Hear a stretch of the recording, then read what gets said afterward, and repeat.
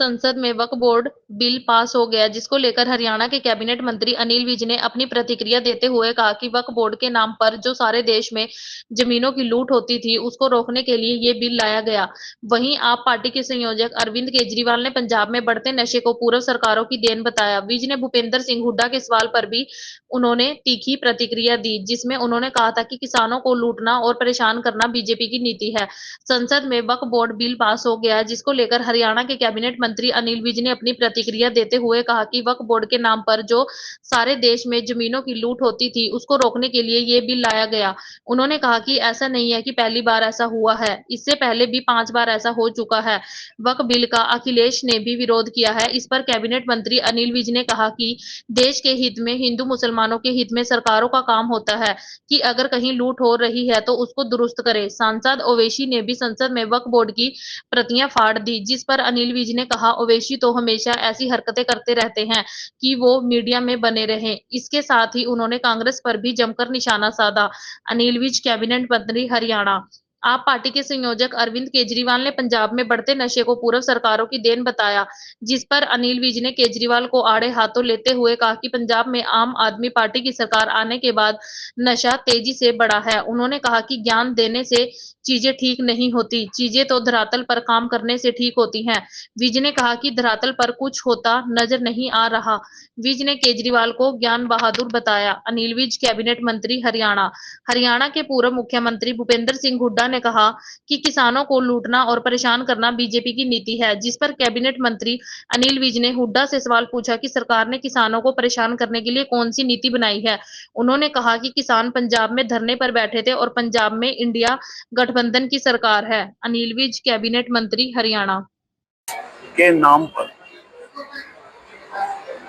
जो जमीनों की सारे देश में लूट हो रही थी, उसको रोकने के लिए ये अमेंडमेंट बिल लाया गया है। ऐसा नहीं है कि इस बिल में पहली बार कोई अमेंडमेंट हो रही है, 5 बार पहले हो चुकी है।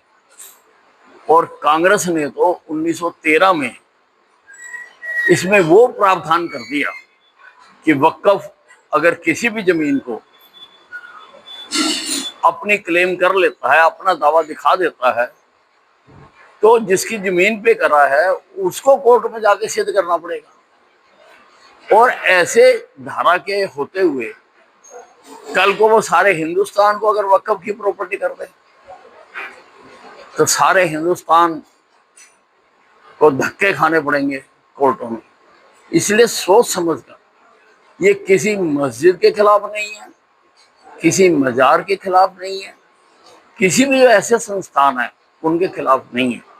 ये जो इसकी आड़ में लूट हो रही थी, तगड़ी लूट हो रही थी। जमीन तो इनके पास है रेलवे से भी ज्यादा। रेलवे इतना प्रॉफिट कमा के देती है और इनका 1 करोड़ कुछ है। इसका मतलब लूट तो शरेआम हो रही है। मतलब अखिलेश का कहना है कि आप विधेयक लेकर आए देश के हित में, गरीब मुसलमान के हित में, और सरकारों का काम होता है कि अगर कहीं भी लूटमार हो रही है तो उसको दुरुस्त करने के लिए कानून बनाए। की बिल की कॉपियां फाड़ी है, उनका मुसलमानों के साथ नाजायज होना। देखिए, ओवैसी भाईजान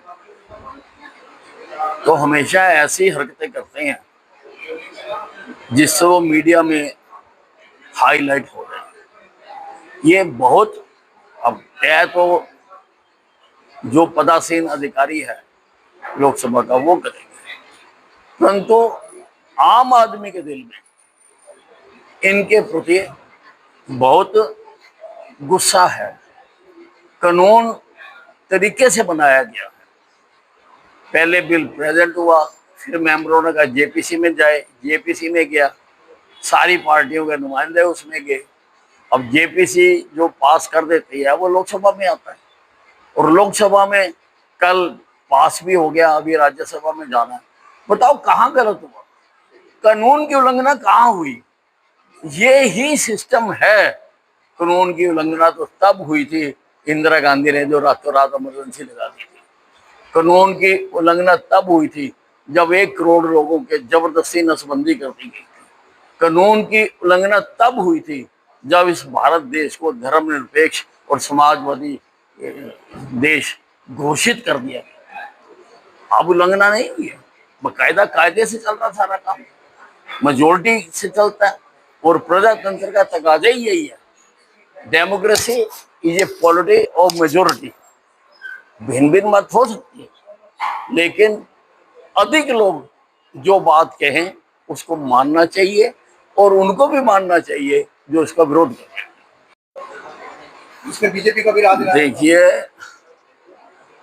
पंजाब में आम आदमी की पार्ट आने के बाद, सरकार आने के बाद नशा बहुत तेजी से बढ़ा है। तो क्या कर रही है सरकार? बयानों से चीजें ठीक नहीं होती।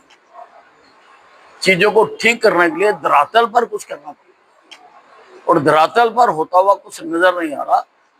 केजरीवाल जी तो बयान बहादुर हैं, वो तो ऐसा सोचते हैं कि बस मैं बयान दे दूंगा तो उसी से दुनिया ठीक हो जाएगी। ठीक करने के लिए जमीन पर उतरना पड़ता केजरीवाल जी। भूपेंद्र सिंह को परेशान करने की कौन सी नीति बनाई है? बिना तैयारी के उन्होंने कहा मंडी में खरीद शुरू कर। कौन सी नीति बनाई है जो किसानों को परेशान करने के लिए हो? और हरियाणा का किसान तो उद्वेलित नहीं था।